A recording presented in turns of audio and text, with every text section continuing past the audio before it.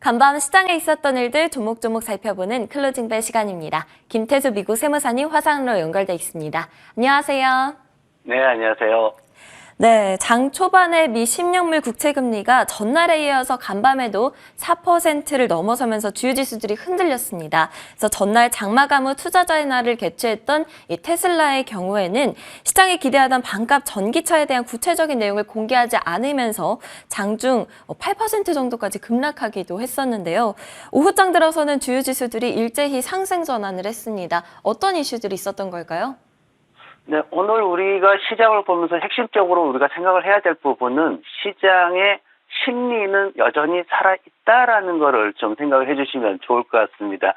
일단 이제 그 미국 부채 수익률이 4%대로 올랐어요. 그러면서 이제 투자 심리가 좀 약화되고, 그리고 당연히 또 기술주들을 먼저 하락을 하고 이런 모습 나왔습니다. 그리고 경제 데이터, 노동 관련 데이터들이 좀 시장을 억누르는 역할도 했습니다. 그러면서 이제 테슬라, 우리가 테슬라 이미 다 분석을 했죠. 세 가지 정도 기준 말씀드렸고, 만약에 디테일하게 안 나오고 또 뭐 비전이나 이런 거 가지고 자꾸 얘기하면은 주가 떨어질 거다. 이미 우리가 봤던 그런 부분이고, 노동 관련해 가지고 이제 그 여러 가지가 나왔는데, 먼저 나왔던 게 이제 비농업 생산성에 대한 얘기가 나왔어요. 인플레이션의 근본적인 원인이 미국의 생산성이 떨어지고 생산량이 수요를 못 맞추다 보니까 그 갭을 메우기 위해서 중국산을 들여왔고, 중국이 코로나 때문에 국가를 이제 폐쇄시키다 보니까 비용이 올라가고, 미국에서 수입하는, 상대적인 입장에서 미국에서 수입하는 비용이 계속 증가했기 때문에 인플레이션이 더 크게 올라갔다. 여기에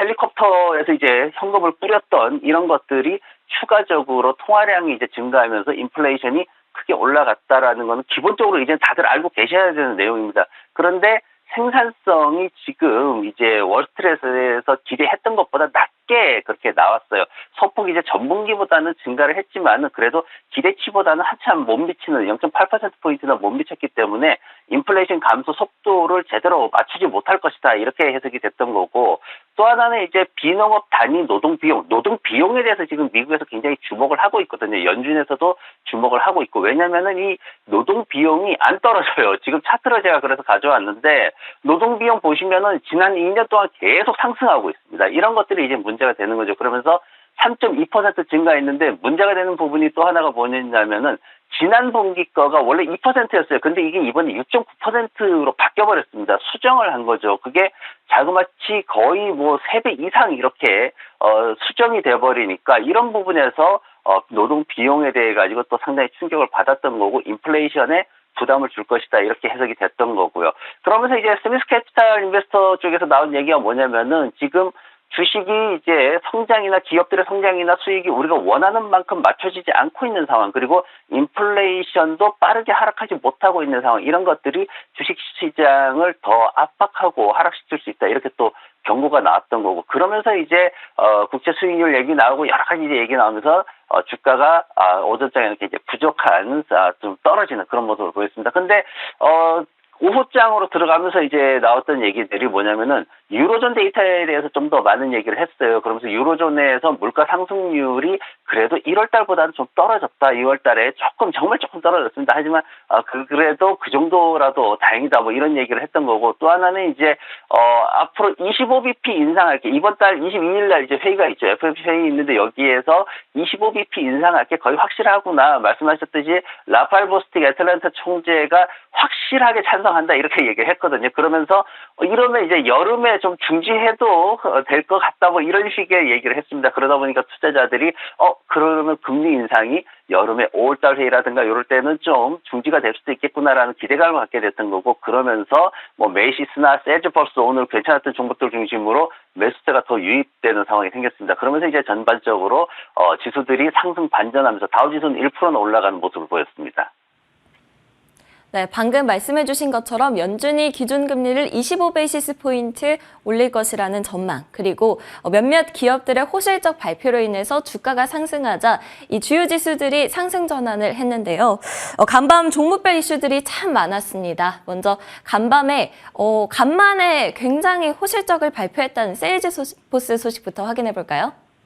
네, 우리가 지난 방송에서 이제 이번 주 실적 발표하는 기업들 실적 볼 때 세일즈포스하고 스노우플레이크가 완전히 달라진다라는 거를 우리가 미리 확인했었는데 예상했던 수준으로 그렇게 진행이 됐습니다. 세일즈포스 같은 경우에는 장중에 11%대 그 이상으로 또 증가하는 모습 보였죠. 매출이 예상치보다 한 3억 달러 이상, 거의 4억 달러 가까이 더 나온 모습이었고, EPS 주당 순이익 같은 경우에도 한 30센트 이상 예상치보다 더 나왔습니다. 그러다 보니까 뭐 굉장히 좋게 또 마진이나 이런 것들도 나왔고요. 월스트리트에서 추정했던 것들을 상회하는 이런 실적뿐만 아니라 앞으로 2024년 초까지 해가지고 한 1년 동안 앞으로 30%의 영업 마진을 달성하겠다 이러면서 굉장히 긍정적인 모습을 보였습니다. 거기다 또 200억 달러의 자사주 매입을 하겠다 이렇게 예시하면서 골드만삭스에서는 한 320달러까지 크게 지금 실적 목표가를 보고 있는 상황이고, 웹부시나 제프리 같은 경우에도 220달러, 250달러, 250달러까지 또 보고 있는 상황으로 굉장히 긍정적인 그런 분석이 나왔습니다.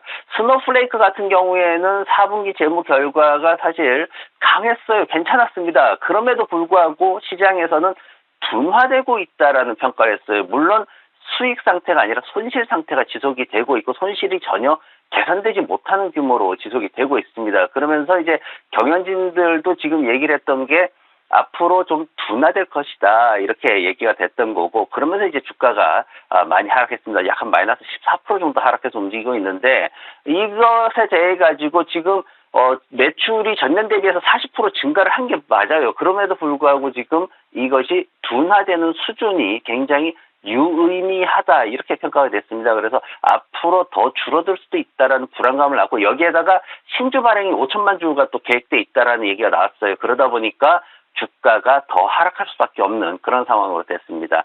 그런데 이제 메이시스 얘기가 나왔는데, 메이시스 같은 경우에는 11%나 상승해서 거래가 되고 있거든요. 이게 전년 동기 대비해서 마이너스 4.6%나 매출이 감소를 했어요. 그럼에도 불구하고 기대했던 것보다는 좋았다 이렇게 이제 평가가 되면서 시장에서 실적 발표할 때 기대치를 어떻게 맞춰주느냐가 지금 굉장히 중요하게 평가가 되고 있다는 걸 볼 수가 있었고, 역시 또 재고 같은 경우에도 마이너스 18%나 감소를 했기 때문에 이 재고 감소에 대한 부분도 또 크게 평가를 받았습니다. 그러면서 올해 전체적으로 이제 팩트셋에서 예상했던 그 수준에 뭐 크게 이렇게 완벽하게 맞추지 못하겠지만 어느 정도 선까지는 그래도 나올 수 있을 거다 뭐 이렇게 예상이 되면서 시장에서는 좀 긍정적으로 평가하는 모습이었습니다. 그리고 대형주 쪽에서 이제 애플 같은 경우에는 요즘 이제 인공지능 관련한 그런 얘기들이 굉장히 많은데, 애플에서도 지금 인공지능 관련해서 한번 브레이크를 걸었어요. 뭐냐면 어린이들한테 부적절한 컨텐츠를 생성할 수 있다. 사실 어린이들한테 부적절한 컨텐츠가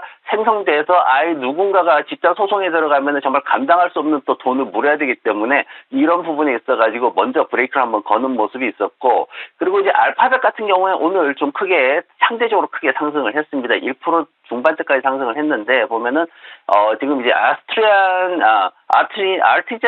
밸류라는 이 펀드에서 이제 나온 얘기가 뭐냐면은 앞으로 더 강력한 가치를 창출할 수 있는 정말 최고의 가치주다, 이런 굉장히 긍정적인 메시지를 투자자들한테 보냈습니다. 그러면서 또 크게 또 다른 그 대형주들보다는 좀 크게 움직이는 모습이 있었고, 테슬라 얘기를 안 할 수가 없어요. 테슬라 얘기를 좀 해야 되는데, 투자자의 날 여기에서 이제 마스터 플랜 3라 해서 거창하게 이제 얘기를 했어요. 근데 신제품 정보가 없었죠. 거기에다가 출시 일정이 또 이 로드맵이 안 나왔어요. 이러다 보니까 마스터 플랜 3를 제공을 했는데 이게 뭐 특별히 이게 뭔가 사람들이 이제 와닿지가 않는 거죠. 거기에다가 이제 멕시코 쪽에 공장 건설할 거라고 발표했는데, 지금 테슬라 투자자들 관심 있는 분들의 관심은 독일 기가 팩토리나 이런 데서 아니면 미국 본토에서 세금 혜택을 받는 그런 공장에서 얼마나 많이 더 생산하고 확장할 거냐, 이런 부분들이 중요하지 또 다른 곳에다가 돈 들여가지고 뭔가를 설치하겠다, 이거는 사실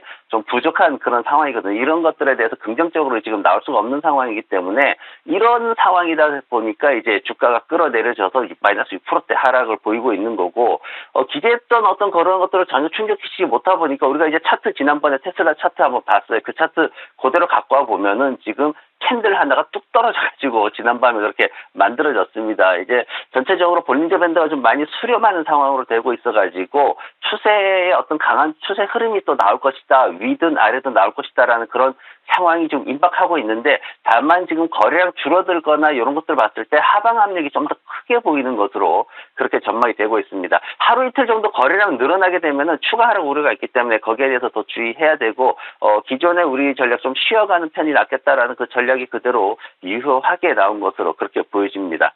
그래서 이 테슬라 앞으로 움직임 좀 주의해서 보시는 게 좋을 것 같습니다. 네, 테슬라의 인베스터 데이 정말 많은 투자자분들께서 기대하던 그런 행사였는데요. 마스터플랜 3에 대한 비전을 공개하기는 했지만 시장이 기대하던 내용이 충족이 되지 못하면서 급락세를 보였습니다. 그럼 이번에는 막 나온 뉴욕 증시 마감 지수들 확인해 보도록 하겠습니다. 3대 지수 모두 상승 마감을 했습니다. 장 초반에는 미 10년물 국채 금리가 4%를 상회를 하면서 투자 심리가 악화됐었는데요. 오후장에 들어서는 매수세가 유입이 되면서 상승 전환을 했습니다. 다우지수가 1.05% 상승했고 S&P 500이 0.76%, 나스닥은 0.73% 상승했는데요. 어느덧 3월 증시가 출발을 했습니다. 3월 시장이 과연 어떻게 흘러갈 것인가에 대해서 시장은 물음표를 던지고 있는 상황입니다. 이렇게 불확실한 상황 속에서 어떤 종목에 주목을 해야 될지 궁금해지는데요. 오늘 주목해볼 종목으로 페덱스를 꼽아주셨습니다. 이유가 뭘까요?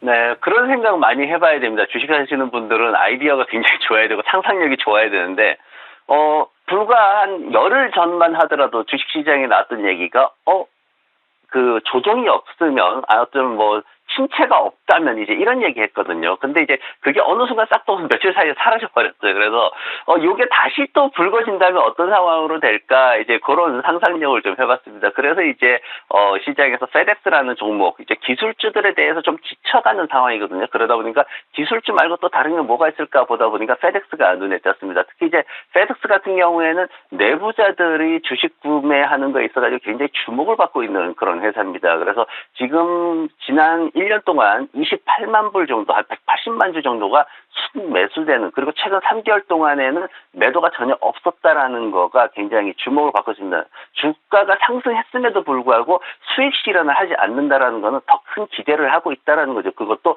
내부자들에 의해서 시장에 나와 있는 투자자들이 아니라 기업 내부에 있는 임원이나 직원들에 의해 가지고 그렇게 평가를 받고 있는다는 게 굉장히 호재로 지금 작용을 하고 있습니다. 그래서 앞으로 만약에 이런 것들이 우리가 말했던 연착륙, 경착륙 아니고 아예 착륙 자체가 없다 이렇게 평가되는 시장이 온다면은 앞으로 뭘 볼까라는 측면에서 생각을 해봤고, 또 하나는 뭐냐면은 이 페덱스 실적이 이제 3월 16일 날 나와요. 그러면은 페덱스 실적 나올 때 따라 나오는 주식들이 있습니다. 뭐냐면은 대형 유통주들에 대해서 평가가 따라 나옵니다. 실적 발표가 나온 건 아니지만 그 회사들에 대해서 이제 평가를 하게 되는데, 당연히 택배 물량 줄여들면은 유통 주식 안 좋구나 이렇게 평가가 되는 거거든요. 그래서 지금 현재 어떤 수익이나 이런 것들의 추정치를 쫙 봤더니 잭스에서 이제 추정한 도표를 보면은 앞으로 수익 추정치가 우상향해서 계속 올라갈 것이다라고 그렇게 긍정적으로 평가가 되고 있습니다. 수익 흐름이 주가 흐름과 이제 동조하기 때문에 이런 부분에 있어서 굉장히 긍정적으로 평가를 받는 거고, 재무 구조를 보더라도 지금 현재 이제 기대되는 거는 사실 전년 동기 대비해서는 이번 분기에는 조금 줄어들 것으로 그렇게 예상이 되고 있어요. 하지만 그럼에도 불구하고 앞으로의 어떤 전망이나 이런 것들에 있어 가지고 더 긍정적으로 좀 평가되고 있다는 게 중요하고, 그리고 만약 경기 침체가 없이 이대로 무난하게 하반기로 이어져서 성장이 나온다라면은 가장 빠르게 올라갈 수 있는 종목이다라는 것도 주목해 보시면 좋을 것 같습니다. 그리고 기관들의 평가도 지금 보면은 매수가 그동안 우리가 기술주 볼 땐 다 줄었죠. 근데 이 종목은 매수가 오히려 늘어납니다. 그래서 그런 부분에 대해서도 또 긍정적으로 생각을 해볼 수가 있고, 차트를 한번 보더라도 이제 주가가 지난해 급락이 있었죠. 그 갭은 모두 메우는 수준으로 지금 매물대 진입해가지고 조금 부진한 그런 상황으로 진행이 되고 있습니다. 근데 지금 일봉 차트를 우리가 보고 있는데, 이게 아니라 이제 주봉이라든가 월봉으로 봤을 때는 주봉 차트에서는 이제 장단기 데드 크로스가 나오긴 하지만 50주 200주 이평선 위로 다 올라서는 200주 이평선 위로 다 올라서는 모습이고 그리고 월봉 차트는 여전히 우상향 중인 그런 차트를 우리가 확인을 할 수 있습니다. 그래서 지금 현재 우리가 한 190달러대로 하락해가지고 조정을 받는다라면은 그 수준에서 매수를 하시게 되면은 앞으로 뭐 손절매는 당연히 개인별로 다 리스크 선호도에 맞춰서 하는 거고요. 목표가를 1차적으로 한 230달러까지 그리고 장기적으로 보면은 경기 회복 국면으로 하반기 이후에 내년까지 들어간다면은 장기적으로 지난번 고점이 300달러 선이었거든요. 그래서 거기까지도 회복을 기대할 수 있는 그런 종목이기 때문에 앞으로 우리가 경기 침체 얘기가 아니라 경기 회복에 대한 얘기를 하게 되면은 이런 종목도 좀 관심을 가지면 좋을 것 같습니다. 네, 주목해볼 만한 종목으로 페덱스 꼽아주셨는데요. 대형 유통주들에 대한 중요한 지표가 될 수 있는 종목입니다. 약 2주 뒤네요. 3월 16일 장마감 후에 실적 발표하니까요. 확인해 주시면 좋겠습니다. 지금까지 김태수 미국 세무사님과 함께했습니다. 오늘도 좋은 말씀 감사합니다. 네, 고맙습니다.